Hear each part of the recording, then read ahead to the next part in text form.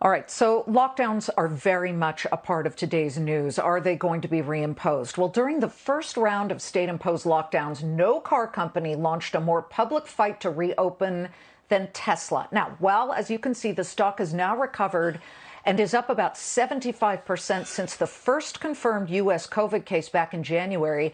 CEO Elon Musk was so frustrated that he threatened to move his electric vehicle plant out of California because California was dragging its feet on letting him reopen. Well, we now have visuals of the dramatic production freeze that Tesla endured. RS Metrics is a company that takes satellite and drone imagery to help institutional investors see how busy a company's operations are. So what you're looking at on the left is January 14th. This is the employee parking lot at Tesla's Fremont plant. You see all the red? Those are employee cars. Nearly 3,700 cars captured pre-outbreak. Then in March, that's the middle one, it drops to 799 cars. But by April, that's the far right one, down to just 480 cars. But images of Tesla's finished car lot, where they put all the new cars, are even more stunning. Mid-January, this is on the left, a booming 779 new cars were ready to go. That number fell to, by March, about 250 cars, and by April, a stunning plummet to just 159 new Teslas in that lot. Tom Diamond is the president of RS Metrics, the company behind those images, and behind some new alarming ones from Wuhan, which appear to show the virus outbreak started kind of well before China said it did. Tom, let's start with the Wuhan images, and we'll get to Tesla in a second. Sure. What have your images turned up, and what are you deducing from those images now? Well, RS Metrics has measured hospital traffic for almost 10 years. A lot of it's for hedge funds, looking at HCA or Tenet in the US and using that to forecast stock price. We also do hospital traffic for epidemiology and virology, and did studies in Latin America, Mexico, Chile, Argentina, and see the hospital traffic trends rise right before outbreaks. Mm-hmm. And in Wuhan, we saw something similar using the same global methodology that we use. We look at hospitals all over the world, and we have for a long, long time. And in Wuhan, it wasn't a surprise. Just before, the public really knew that, or released the official numbers, hospitals were already filling up, and we see that everywhere.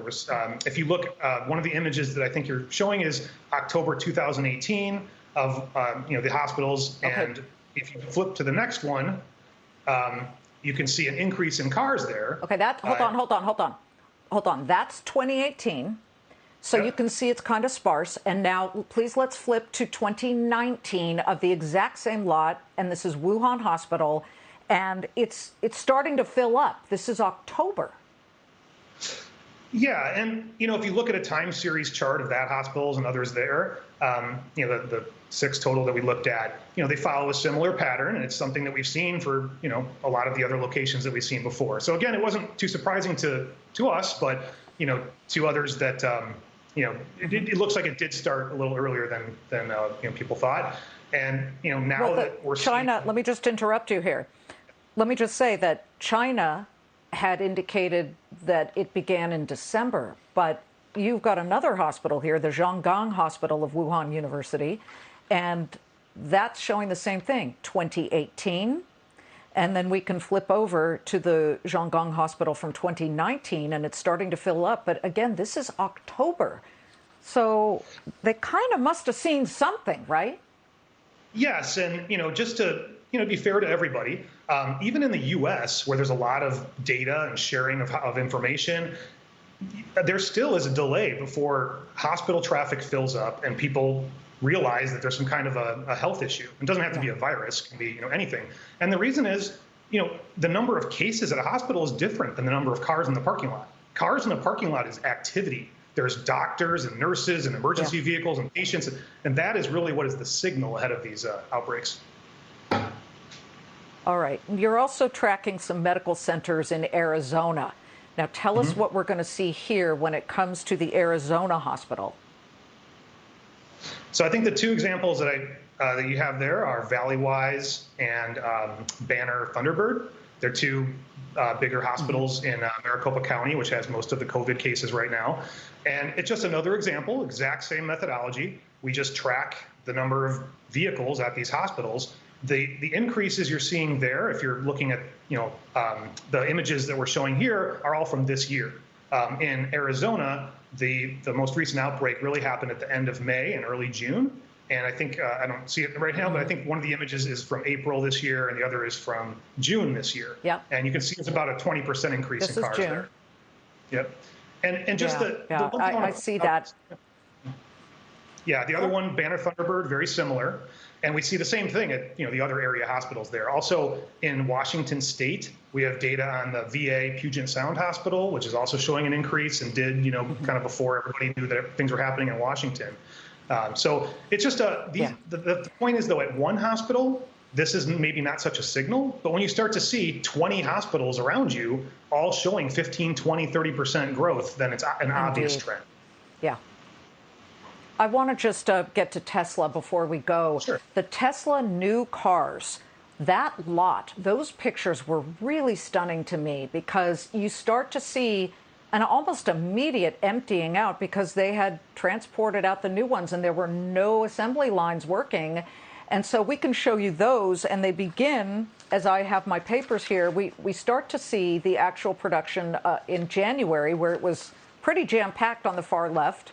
There it is. Yep. Look at all those yellow dots. Those are brand new cars. Then it really goes down to just from 779 new ones to 159. We had a drone that went over a lot in Teslas, a lot of Teslas in this unmarked area in Long Island. What do you glean from a parking lot? Well, Ars Metrics has measured Tesla's Fremont plant since about, I think, 2014 or 15 when it first ramped up and took over from Toyota. And in the early days, the question about Tesla was, number one, is there demand? And number two, can they meet the demand with production and deliveries? And that is why we did a lot of work around Tesla for hedge funds and others.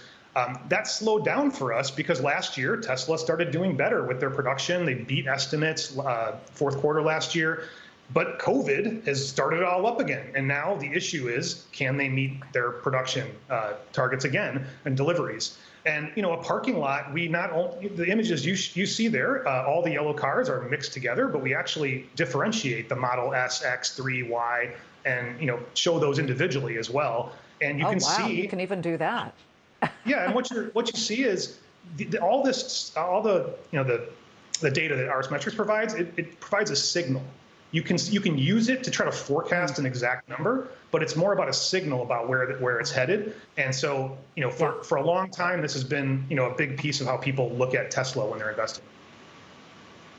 And you can just imagine Elon Musk, seeing his factory drop down like this after working so hard, and that explains some of the frustration. Yeah.